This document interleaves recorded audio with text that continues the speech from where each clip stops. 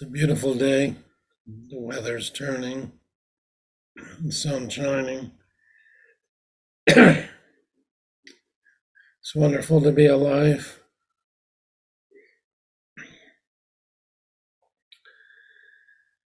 About, I think it was 1965, I encountered Zen Buddhism and started practicing. I did the math. I think that's 58 years ago. Might be more years than the age of some of you. And I studied with several teachers until 1972. I found my root teacher, Maezumi Roshi, in Los Angeles. And I studied with him for 23 years till he died. Then I continued practicing. And I was close with Bernie Glassman, who mentored me till he died about 5 years ago. So I've learned a few things in those years, and I thought I would share some of them with you. Excuse me. And I'm going to give a very basic talk about Zen, just to remind us. So the Buddha, when he was enlightened 2,500 years ago, under the Bodhi tree in India, he said that everyone without exception has the wisdom and virtue of the Buddha. And the Buddha literally means the awakened one. And he's saying all of us have this awakened nature. However, we don't always realize it. In fact, most people don't realize it. And the Buddha said the reason that it's not revealed in our lives is because of our attachments and our deluded thoughts.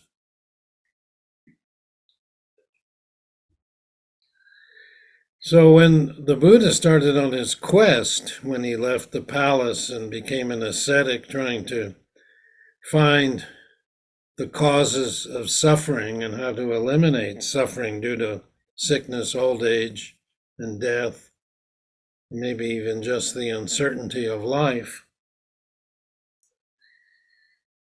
he concluded that these attachments and deluded thoughts were big contributors to the suffering.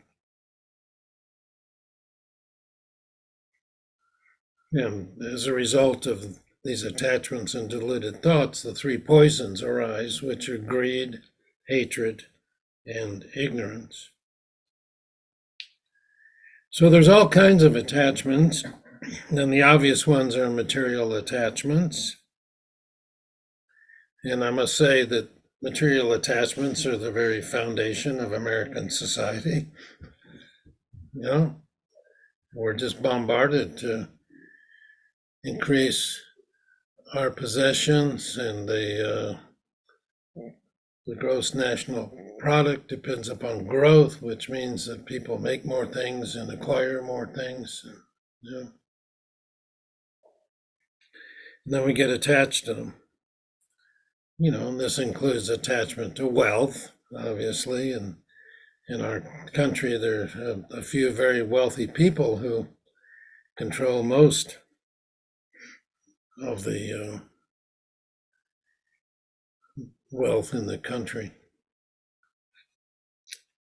But as we all know, the person who dies with the greatest amount of wealth is a winner.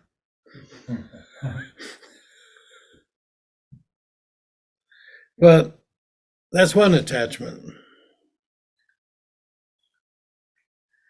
The other, we have strong attachments to our ideas and opinions. And around the world, many wars have been fought, and much persecution has taken place because of differing opinions, whether they're religious or political or social. You know, and families are broken apart, communities are broken apart.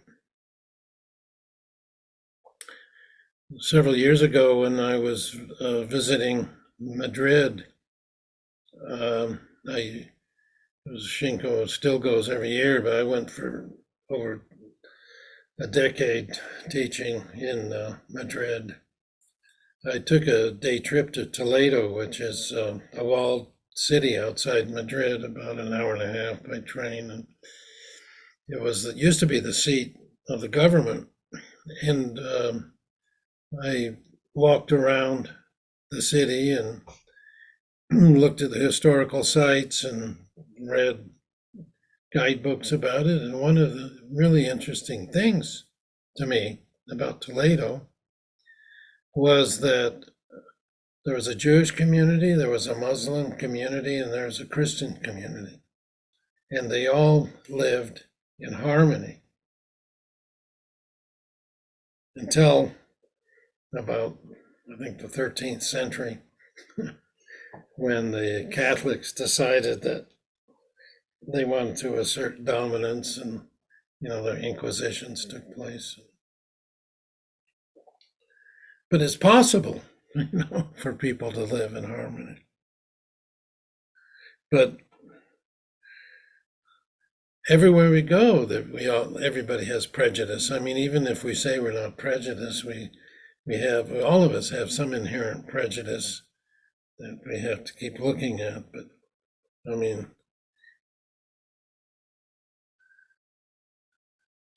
I read the news, and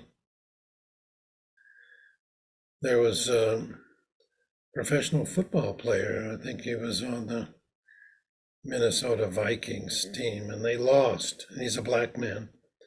And he got all of this hate mail because they lost. And the hate mail was racist, very, very bitter, racist hate mail.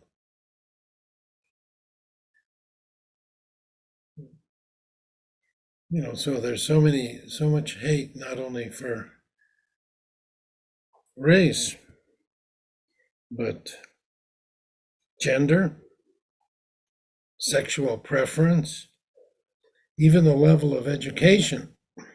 You can be hated because you're well educated.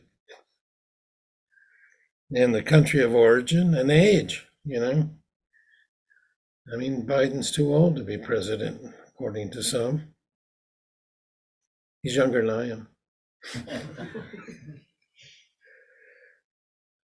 And your income and much more.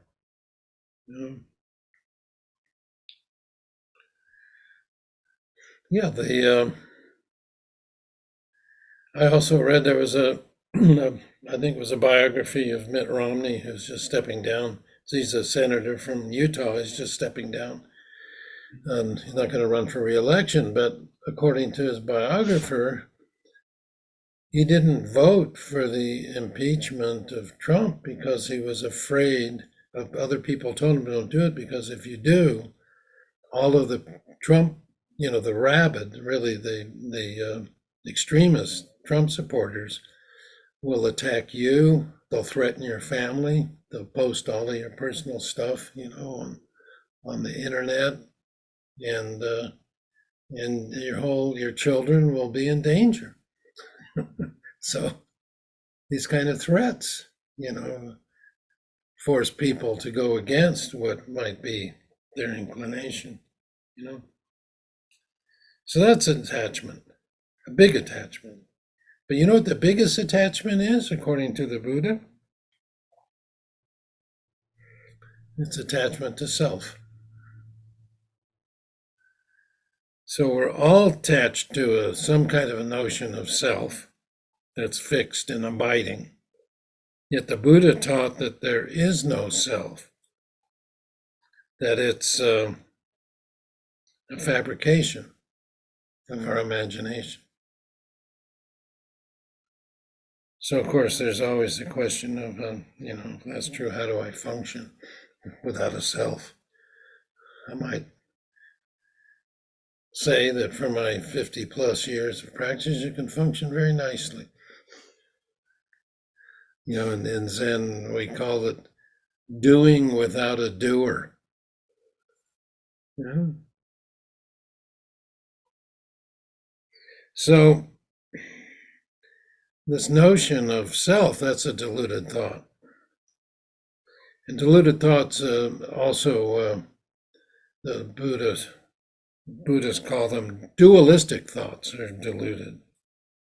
And recent discoveries in quantum mechanics about quantum entanglement, which shows that everything is connected, to the furthest reaches of the cosmos. And the Buddha taught that 2,500 years ago, that we're all one body.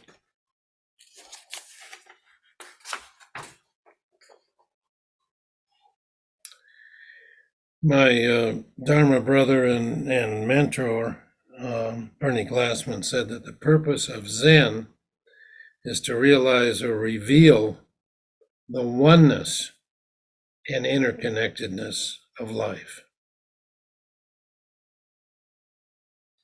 So at the most fundamental level, there's no separation between you and me. We're one body. And there's no separation between God and humans. Each of us can manifest our divine nature, if we just let go of our attachments and deluded thoughts. As most of you know, I've been working on a book on the Tozan's 5 ranks, and I'm just going to give a little quote from the book on this subject.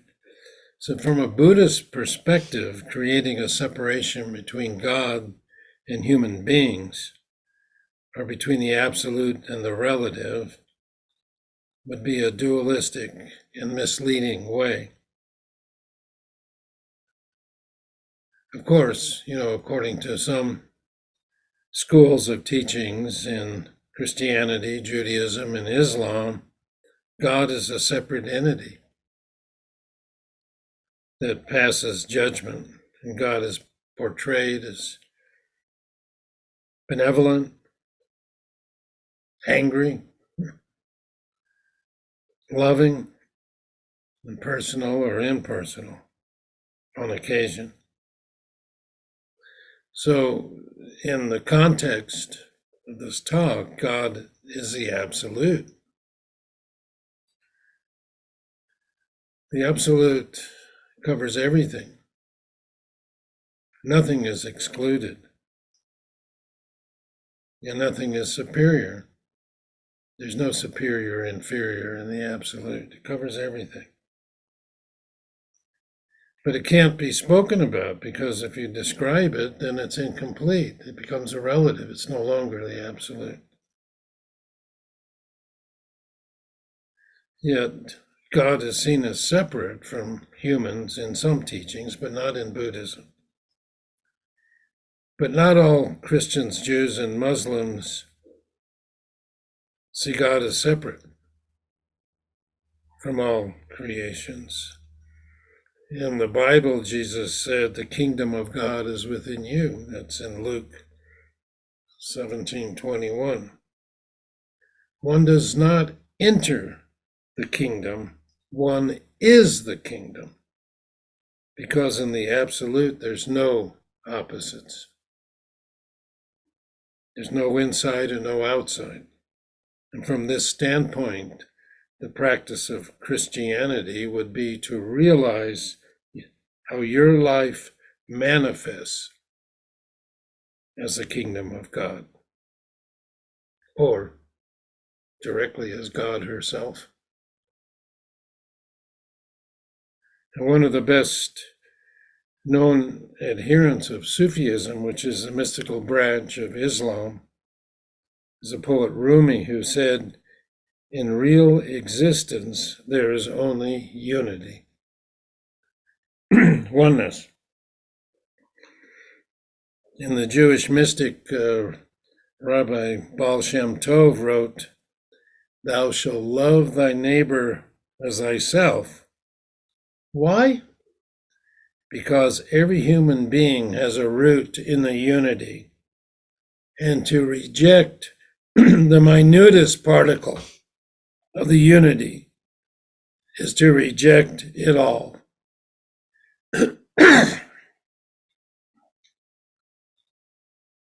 So one of the most revered Zen masters, Dogen, who lived in the 12th century in Japan, wrote a number of chapters of his famous Shobogenzo, and he had other writings as well. But in the Genjo Koan, which means the way of everyday life, he wrote, to study Zen is to study the self, and to study the self is to forget the self, and to forget the self is to be enlightened by the 10,000 dharmas.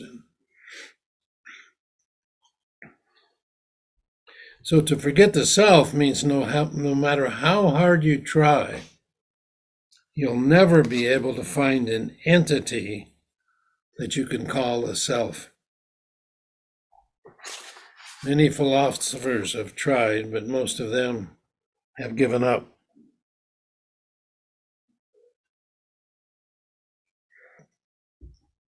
Yet, according to Dogen, to forget the self means that all of our notions about self are not necessary to live a fulfilling and useful life. If we can let go of our attachment to our ideas of self, then everything we do and everything we encounter reveals the enlightened life.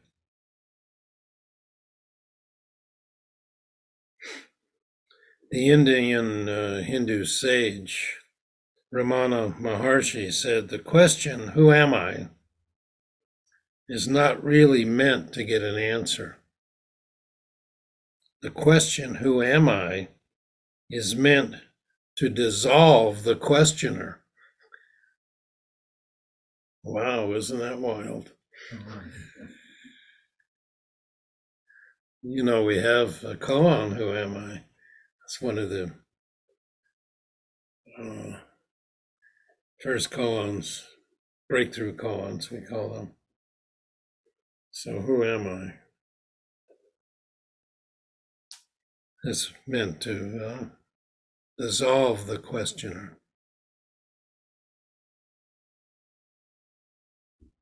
Now, there's a famous koan, case 41 of the Gateless Gate, which records a dialogue between Bodhidharma and his successor, Master Eka. And Eka went to Bodhidharma and said, "My mind is not at peace.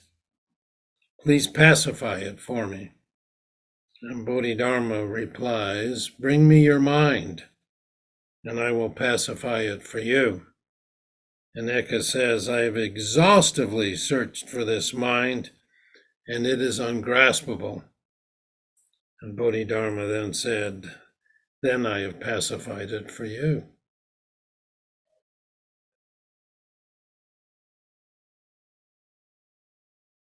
What's the problem?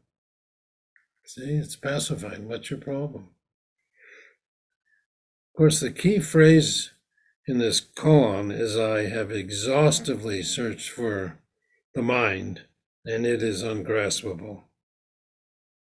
And within that phrase are two key words. One of them is exhaustively. That's what Zen masters tell us over and over again.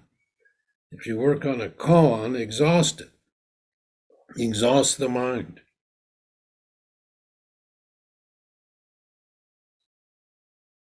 There's another chapter of Dogen, it's called Bendo Wa, which starts out, "The way is perfect and all-pervading." Maizumi Roshi said there were a couple of characters there that often are not translated, which he said means after searching exhaustively. So instead of saying the way is perfect and all pervading, you should say, after searching exhaustively, the way is perfect and all pervading. It's only after searching exhaustively that you realize the perfect and all pervading nature of the way. So Eka said, after searching exhaustively, I find that the mind is ungraspable. He's not saying I can't grasp it. He's saying that the very nature of mind is that it is ungraspable. So to exhaustively study the self is to forget the self.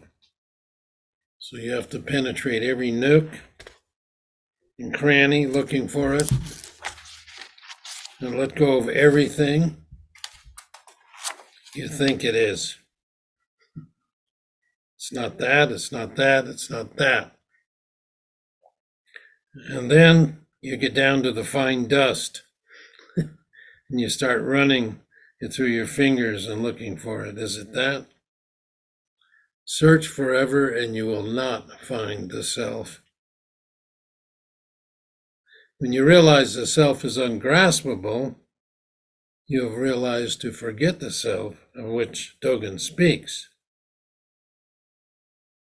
And that's why Bodhidharma said your mind has been pacified. That's it. It's ungraspable. What's the problem? Is that a problem? Do I have to have a abiding fixed self that I can parade around with? Like putting a sign on my head. This is me. That's you. But don't worry. That's what Bodhidharma said. Don't worry. What's the problem? You can function perfectly fine without clinging to a notion of self. If you get that notion of self out of the way, it's easier to be compassionate and kind because we're not protecting that self. So Dogen says if you forget the self, to be enlightened by the 10,000 dharmas. And the 10,000 dharmas are everything. They're phenomenal world. The 10,000 dharmas mean everything. So everywhere you look, you see your true face. It's no longer obscured by false egoic self. It is the 10,000 dharmas. So a teacher once told me to hear every sound is the Dharma. He said the Dharma has multiple meanings, and in this case, the Dharma is the teachings of the Buddha. So hear every sound as the teaching of the Buddha. Be enlightened by the 10,000 sounds. And at the most basic level, it doesn't matter whether it's the sound of a police helicopter overhead or the sound of a bubbling spring in the woods. When I studied with Maezumi Roshi, it was in the center of Los Angeles on Normandy Avenue, which is in a place called Koreatown. And it was a neighborhood in transition, and there was a lot of drug dealing and crime in that neighborhood. And during session, we would often hear helicopters hovering overhead or gunshots or car crashes. And some people said, it's just too hard to meditate here like this. Let's get a place in the country. And we did.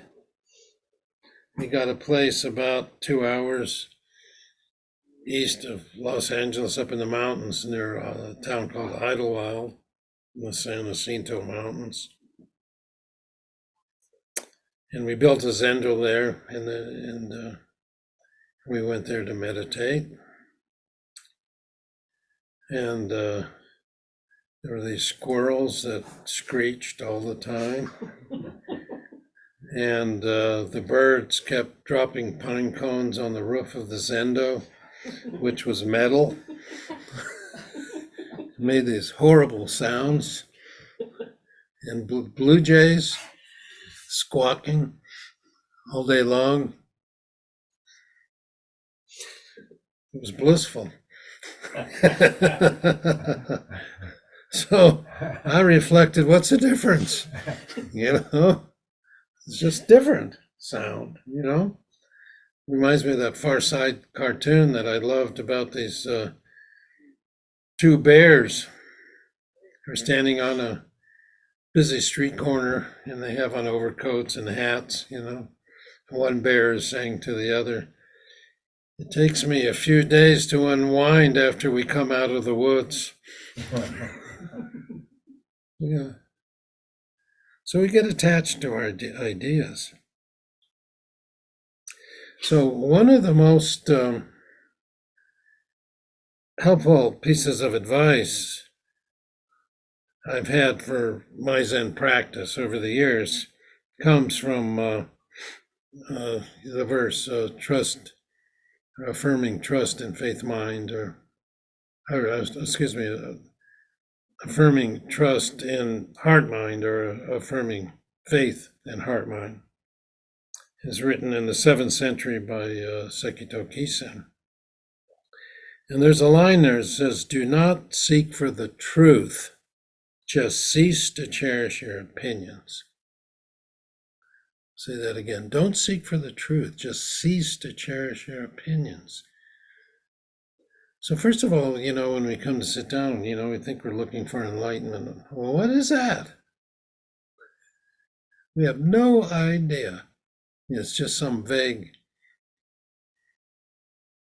kind of image that we might have in our mind. And he's saying, forget about that. All you need to do is just cease to cherish your opinions. So if we have a fixed idea of what truth is, we might miss what it actually is. And you know the story of the devout man whose home was caught in a flood, and he prayed to God to save him. And some people came by. He was on the first floor, and they came by and said, "Quick, let's get out, And he said, "No, God will save me."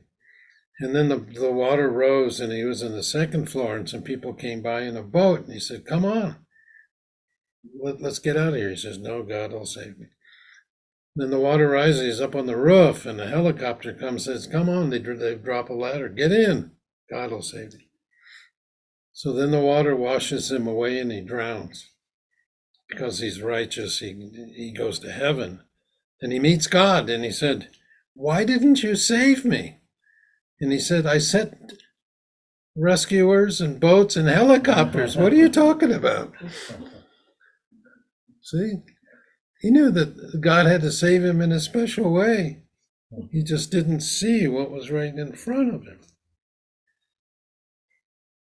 So truth is like the sun, and it's always shining, but our opinions are like the clouds that obscure the sun.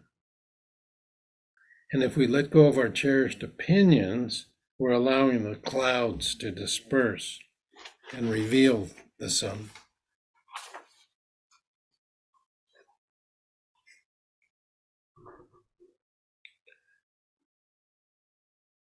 So that's the metaphor. But I think it's a nice metaphor, But except we have an idea of what the sun is, but we don't have any idea what truth is. But if we let go of our opinions, whatever it is will reveal itself.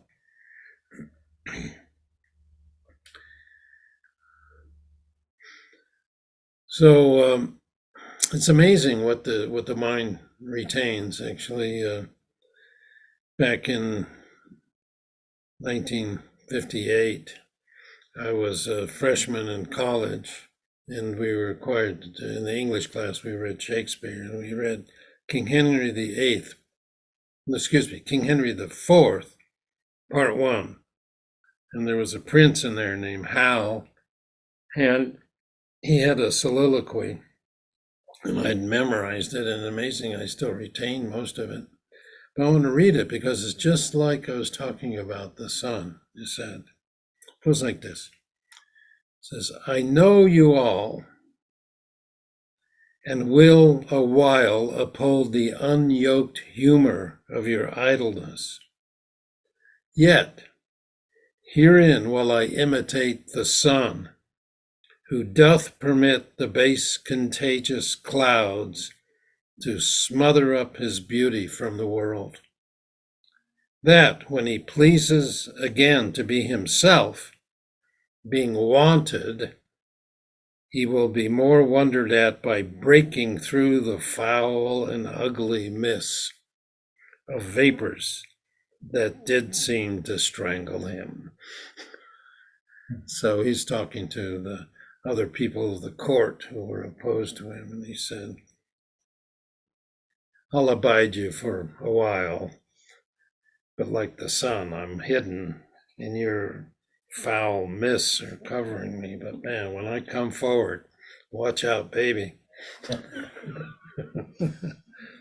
So he will please to be himself again. That's not something that happens spontaneously. He has to work at it, you know? And so that's what our practice is. You know, whenever we get frustrated, annoyed, or disturbed, we can find refuge in our practice. And even during the day, we can do one breath zazen. And what is that one breath zazen?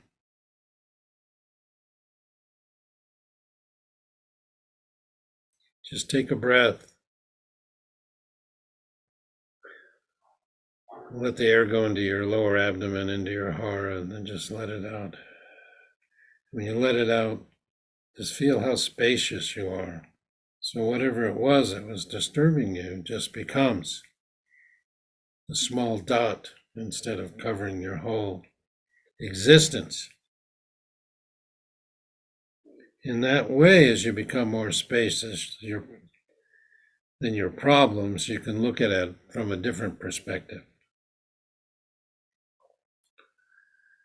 So when we practice, the details of our life don't change. We still have difficulties, you know?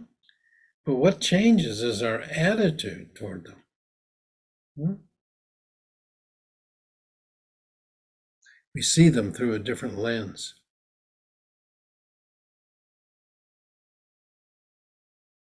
Things that seem so horrible when we practice, we can put them in a different perspective, and we can see them with a renewed insight. So I'm going to end with a quote that's been attributed to Abraham Lincoln. And I tried to look it up in the internet, and it's been attributed to him and about 24 other people, but it's a great quote. It goes like this. You can complain that a rose bush has thorns, or you can rejoice that a thorn bush has roses. Okay? So you can complain that a rose bush has thorns, or rejoice that a thorn bush has roses. So it's all up to us how we treat it. Okay.